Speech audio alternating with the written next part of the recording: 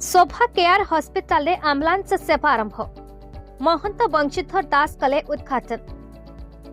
आज शोभा care medical Sonpur पक्षरु सर्वसाधारण रोगी सेवा एक नूतन एम्बुलेंस गाड़ीर शुभारंभ कराଯାଇଛି। सोनपुर अधिष्ठात्री देवी मां श्री पीठरे पूजा कराई नूतन एम्बुलेंस शुभ उद्घाटन कराଯାଇଛି। पुरी श्री रामजी मठर महंत श्री बंशीधर दास जी महाराज यहां शुभ उद्घाटन कर शुभकामना जणाइथिले। आज शोभा केयर हॉस्पिटल जड़े हानिया रोगी हलधरनाक सुस्थ होगा पर एही एम्बुलेंस द्वारा खूब स्वल्प मूल्य रोगीर निज गाँ बलाड़ी को पहुंचाई नूतन एम्बुलेंस प्रथम कर आज यही रोगी सेवा प्रदान कराଯାଇଛି।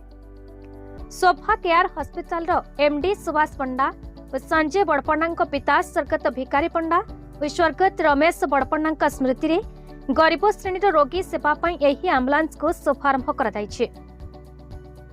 उद्घाटन बेले एमडी श्री पंडा माता मोहिनी पंडा और श्री बड़पण्णा माता आरती बड़पण्डा श्री पंडा धर्मपत्नी विश्वराणी महापात्र बड़पण्णा धर्मपत्नी दीप्तिमय बड़पण्णा समेत दिव्य ऊर्जा जोग सेवा समिति सभापति गोपाल नेकी समाजसेवी वैकुंठ शतपथी मनोज पंडा मनोरंजन त्रिपाठी सांबादिक राजकिशोर त्रिपाठी और शोभा केयर परिवार समस्त सदस्य जोग देथिले।